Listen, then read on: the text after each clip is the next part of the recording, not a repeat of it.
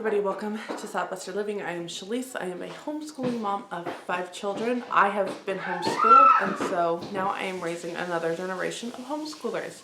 And in today's video, I want to talk with you my favorite high school course that I did growing up, but also like my favorite thing ever to do with my students. I've been waiting for so many years for this year, and now that I'm working with my high school students again on this, it's just kind of, I'm reliving all those fun things that I really enjoyed in high school.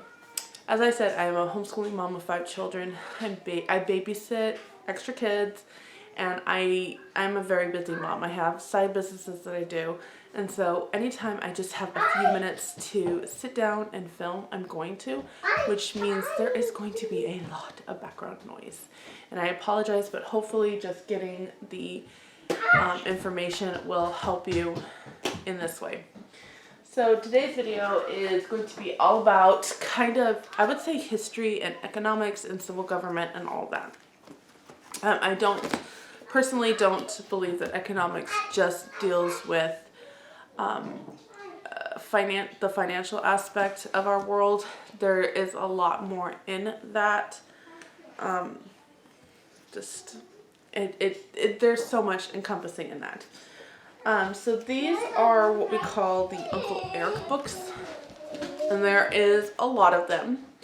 It is an investment to get these. I think we paid $200 for all of these books, and they're worth every penny.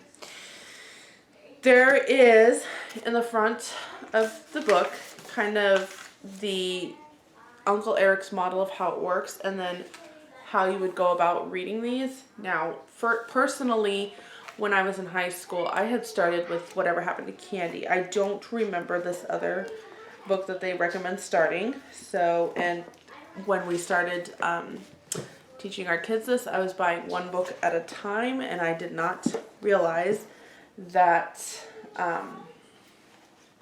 there was another book. So this is Uncle Eric Talks About Personal, Career, and Financial Security. This is the one that he recommends starting with first. And I honestly cannot give you a review on this because, unfortunately, like I said, when I was in high school, I started with this one. And so I started teaching my students with this book. So there is this one, and I believe, yes, okay. Then there is also kind of a workbook to go with it. And so I do have both of these, and then we can kind of work together on that. There is Blue Stocking Guide, Economics for Penny Candy, Justice for Justice, Political Philosophies. So there is more, and then I'm just going to show the back of this. So if you wanted to put an investment into this, this has basically all the work that I have been doing every week. And it is just questions that you will answer, assignments, discussions, and again, all the work that I've been doing in this week, somebody else has done for me. And these run about $10 to $15, just depending on where you can find them. So that is, your first book. Then you're going to go into the second one, which is Whatever Happened to Penny Candy. And this is definitely an economics book, a fast, clear, and fun explanation of the economics you need for success in your career, business, and investments. And it just is what the dollar is, what money is, and how money is used, and just not only the history of it, but the strengths and weaknesses, why gold is valuable, why certain things have withstood the test of time, and why those are things to think about and consider when you're looking at, investing.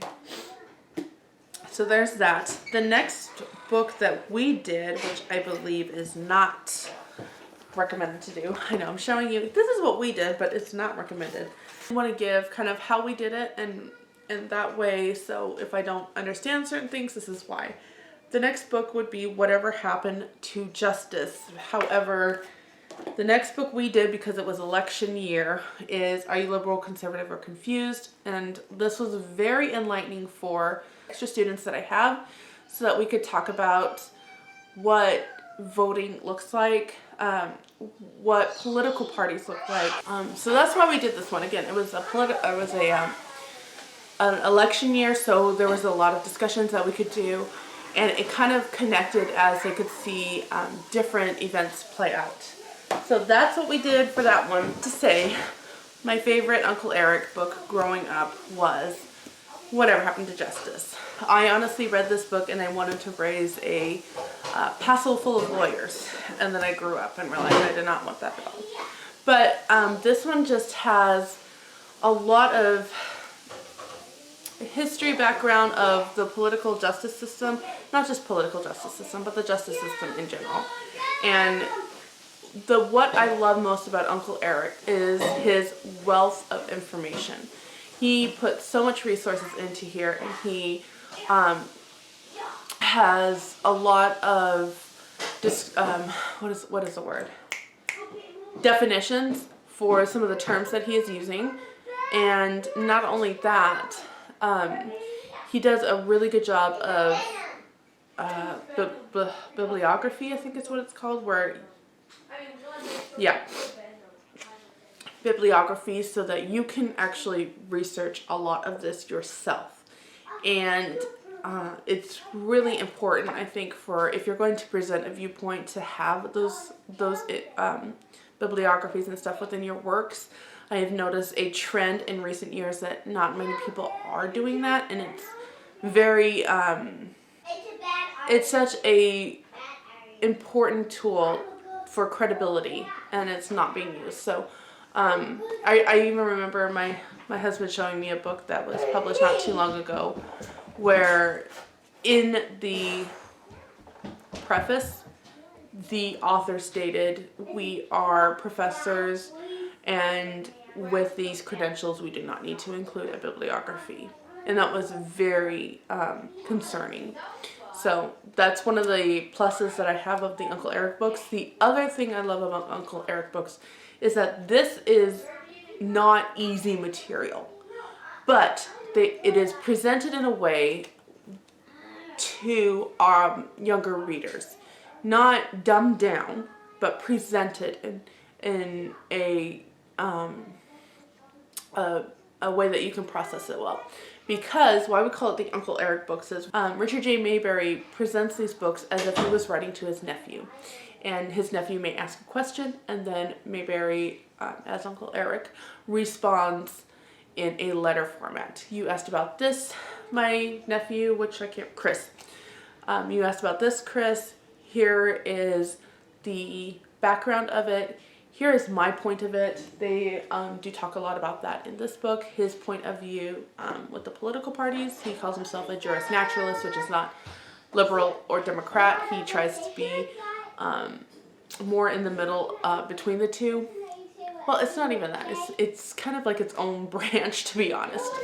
There's a lot more into this with his viewpoints, with his presentation of history, and where he has documented his resources. I will say this is more of a conservative point of view, but I think he does a really good job of giving a full perspective on this, especially because sometimes he'll say things that I know many ultra conservatives will kind of tense up with, and he's like, "This is why I believe this." So for me, it's kind of like balancing views, and he's taking two sides and then forming this viewpoint.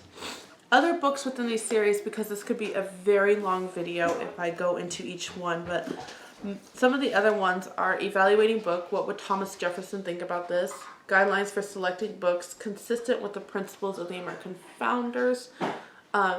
So again, going back to Richard Mayberry's perspective, it is all about trying to keep with the model of our founding fathers. So again, if that's something that doesn't fit your philosophy, these may not be the books for you. So again, these have a lot of book recommendations and kind of what, here's a book recommendation, why he says that this would go in line with Thomas Jefferson, and you can find that on the side here. Thomas Jefferson was very well read, and so it's kind of going along with that. The Money Mystery, I know I read this one, I just don't remember this one at all. But this is the hidden force affecting your career, business, and investments. And I think it just kind of, again, is another economics book. I don't really know too much. Ancient Rome and How It Affects You Today. This was so enlightening for me growing up, just how a lot of how Rome was set up with its, not just political stance, but geographically how it was set up, and how a lot of that plays a part in a lot of the decisions and things that we do today. This delves a lot into that, just even how roads are laid and how maps are made, and a lot of things that Rome influenced us today. And if you know history, you know about the fall of Rome, and so there is a lot of kind of reflections kind of put throughout this book. And so that was what that one's about.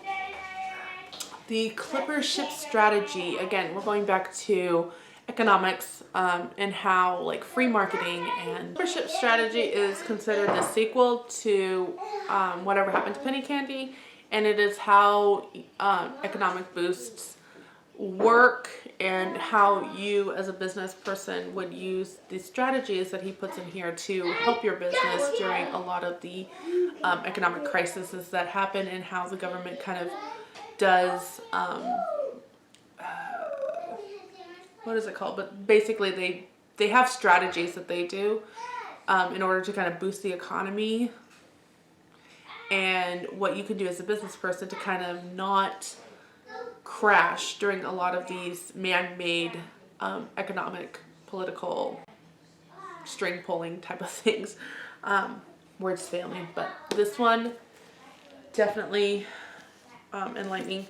And then we kind of go into the wars and how there's definitely two sides to a lot of things, and so that's what these next three books are. Definitely more of a like world politics and government and just history. So we have the 1,000-Year War in the Mideast and How It Affects You Today. Events on the other side of the world 1,000 years ago can affect us more than events in our hometown today. Then we have World War I and II, and I never read these. They, I think, had gotten published after I finished high school. I never read them. My siblings, I know my mom got them later on and read them. And right now in our homeschool, just because we've been doing a lot of World War II, I picked it up and just started reading this. Again, didn't follow his economic plan, probably very useful, but while we have the attention of certain things, I am honing in on them. And this has been very educational for us, just from the standpoint of, again, sides. Why were we allies with Stalin, who had more murders under his belt than Hitler? Why were we punishing Hitler for something that we were doing ourselves? And again, lots of really good, solid information backed up with resources and documents. Not only that, he goes into specific meanings about the word. So, you know, deaths in the war versus murders from the war. And that is a very distinction that needs to be made. Because if you're looking at deaths, well, there was the deaths from the battling back and forth. That is not murder. Murder was just, again, mass killings. And what does that look like from Hitler to Stalin to what we did with Japan and all of that? So I've really been enlightened by reading that right now, just to my kids. Again, I didn't read this.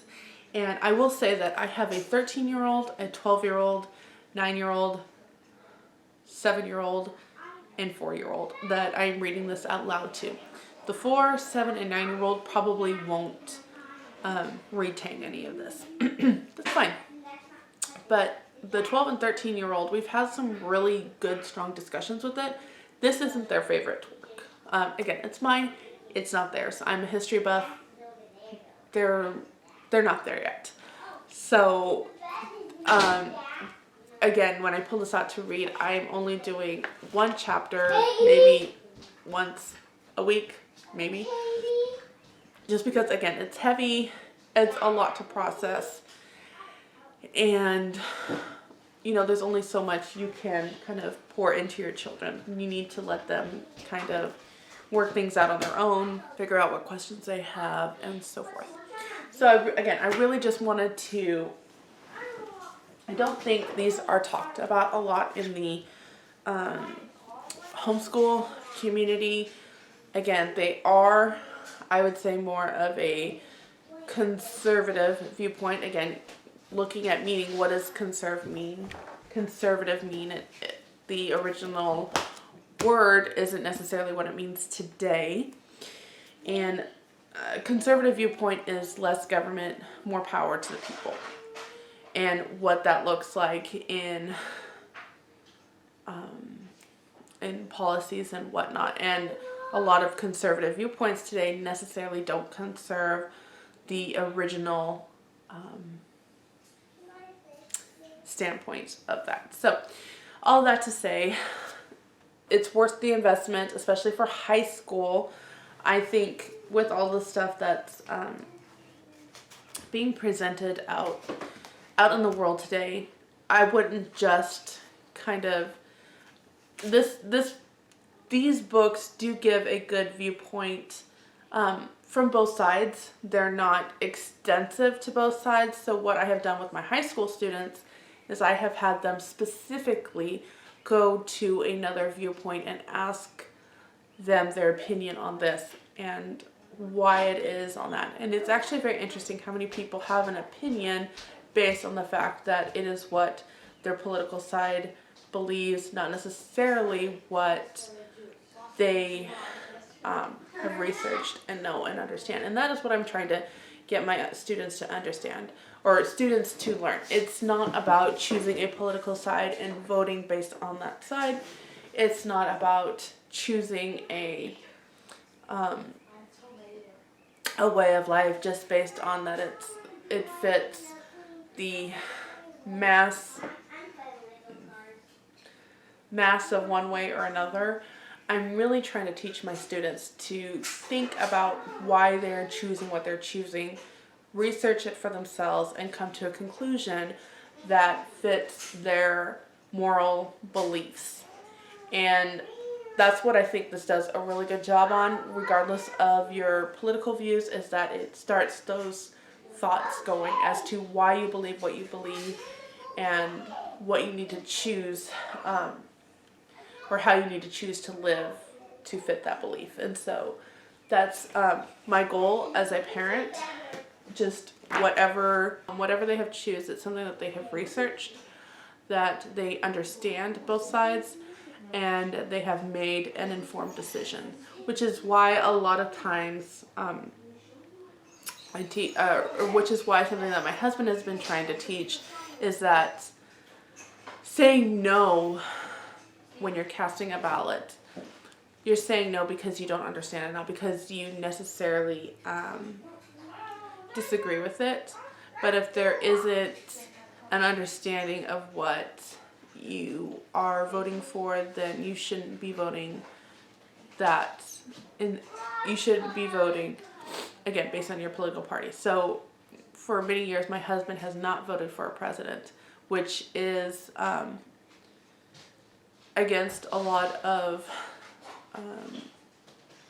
beliefs out there. But he said there's a difference between voting and casting a ballot. And his vote is that he wants a better choice to be put on the papers. And so that's, again, his conviction on this. And teaching children to vote on those convictions is very important. So thank you again for watching this video, and I hope that this gives you kind of more information on what these books are about. I'm sorry that they're not as, this could be a very long video if I kind of go more into it. Again, the link will be down below to purchase a set. I got mine off of Amazon for about $200 for 1, 2, 3, 4, 5, 6, 7, 8, 9, 10, 11 books. So what is that? 20, 40, 60, 80, 120. it's almost $20 a piece. So, but again, now I have them all, and I did get this with it. So if you want, you could definitely put the time out and purchase one at a time, finding it used. To be honest, I have not found purchasing these used has saved me a whole lot of money, but something to think about. And until next time, have a great and wonderful homeschool year. I hope this helps somebody out in some way. And again, I would actually even say, if this is something that you know that you would be interested in, but maybe your students are young, still, if you can, put the investment out and start educating yourself. I inhaled these in high school, and I would talk to many adults. That's the kind of person I was. I found more enlightening conversations with adults than my own peers. And many times adults would say, how do you know this information? Like, where are you getting this? And it was because of these books and because I absorbed so much of it.